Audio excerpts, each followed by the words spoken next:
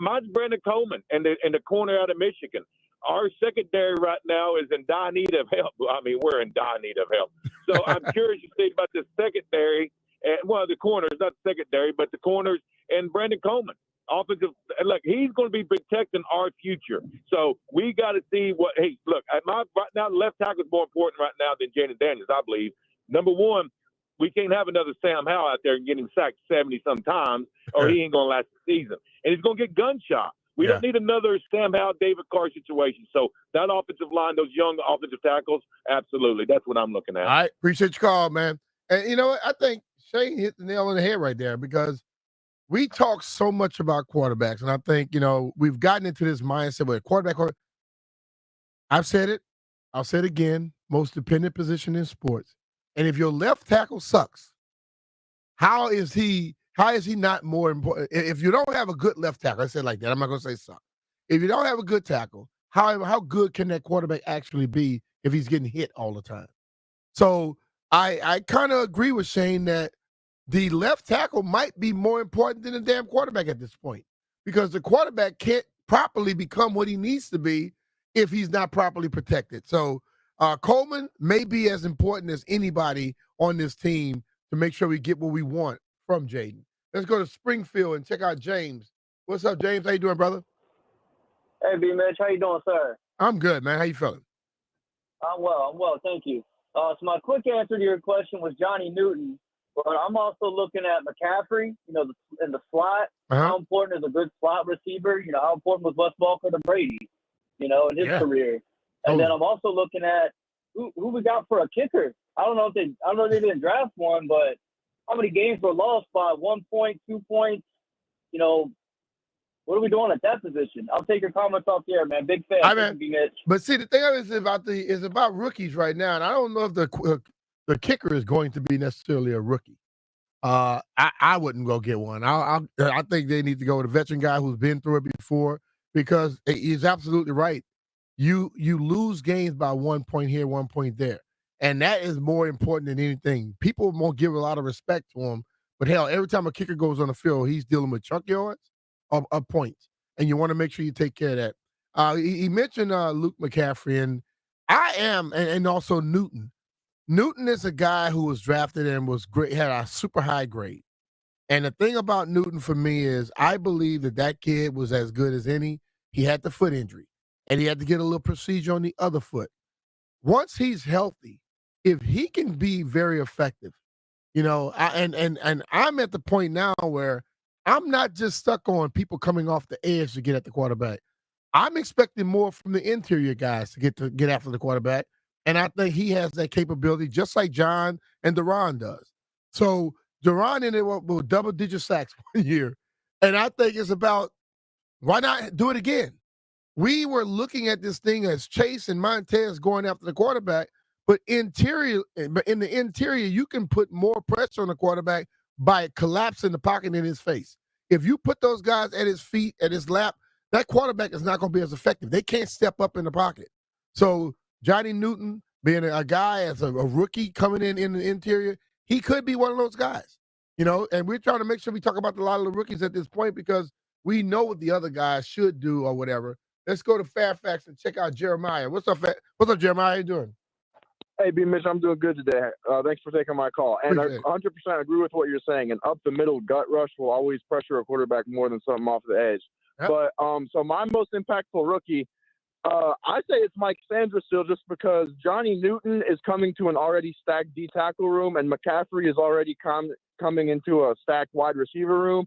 Sanders still has the chance to make the most impact week one, just because there aren't that many elite corners on the team above him, unlike with Terry McLaurin for McCaffrey and then John and Duran in terms of Johnny Newton. So I think Sanders still will have the most day one impact, and I can't wait to see how he plays. But thanks for taking my call, B-Mitch. I appreciate your call, Jeremiah. And I agree with you, because you know what? The other guys are going into a room where guys already have established themselves as that person. And I think you're going to have to see that they're going to still be getting that opportunity. Right now, after looking at last year, I mean, whoever comes out of that room playing the most consistent will probably be the guy that we look at as the most impactful. But Sanders still, when you look at, I know Steve Spurrier, not Steve Spurrier. Not him for sure. I can't think of his name right now. The coach. Saban. Nick Saban has seen a lot of football players, and he's seen a lot of football. So Nick Saban is when he gives a guy that type of praise, saying that kid may be the best player in the draft when he came out this year, it says a lot. And then you watch him, and I watch him in different in other settings. I look for people's personality.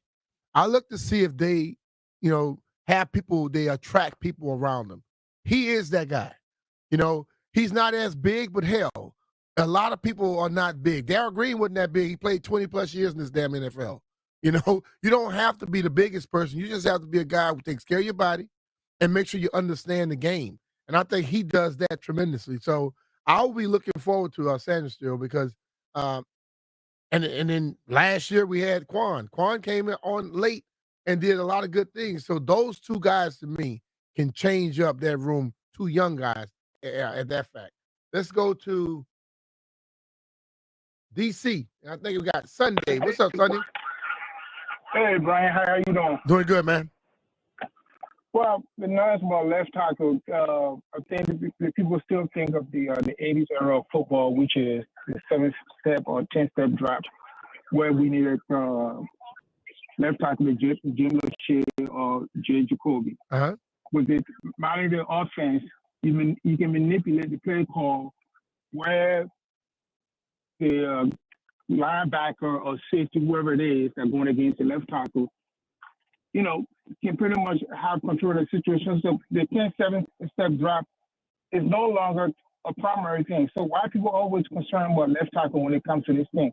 This is the only team, Washington, D.C., a football team, is the only place people concerned about left tackle all the time. You know why they're concerned? Because they don't have one. That's the reason, Sonny. They don't have one. The other teams have left tackles that are damn good, and they don't have to worry about it. Okay. Thanks. I appreciate it. Thank you. Yeah, appreciate you. Like, the whole thing is, you don't worry about something until you don't have it. The 49ers are not talking about the left tackle. They got Trent Williams. I think that's the ultimate thing where when you get one, it's not a problem. But today, in this day and age, compared to what football used to be, even back then, when they ran the ball tremendously, the left tackle was vitally important. And the left tackle is vitally important because most quarterbacks are right-handed. If you're left-handed, it's the damn left tackle. I mean, the right tackle then. Because people look at it where I think the majority, the better athletes, they put them at right defensive end where they're going to be playing against that left tackle. And you want that guy to be legitimate. Hell, when we had my man up down in the Jacksonville Jaguars, he was left-handed, okay? And he had to still deal with those better athletes coming in his face all the time. It happened to him. Laugh you're a fool. It happens all the time where if you are not as good as a left tackle as that guy across from you, your quarterback going to have problems. And that happens tremendously. Let's go to Fredericksburg. Check out Tyler.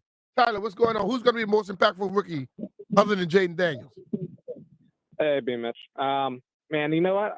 After hearing some of these callers, I got a hard time choosing between these two guys, but I'm going to have to say both of them. I have to say Ben Sinnott and Mike Sanistril. Sanistril, I mean, we haven't had a corner like his caliber probably in a long time. Mm-hmm. I know when Kendall Fuller first came in, I mean, he played lights out, and as he progressed, started playing safety and playing outside corner, which I think he's always played, the best at slot corner. And Ben Sinnott, I mean, we haven't had a dominant tight end since probably Chris Cooley, if I had to guess. Mm-hmm. I mean, Davis did really well. Logan Thomas, on the back end was serviceable, but we haven't had a real all-around good tight end in a very long time. So I think for Ben Sinnott, I mean, he's going to be an automatic safety valve for Jaylen, and he's just all-in-one guy that we're going to have on offense, and then Sanistril on defense. I think he's going to start creating a lot of big waves here really, really soon. All right, man. Appreciate you for the call, Tyler.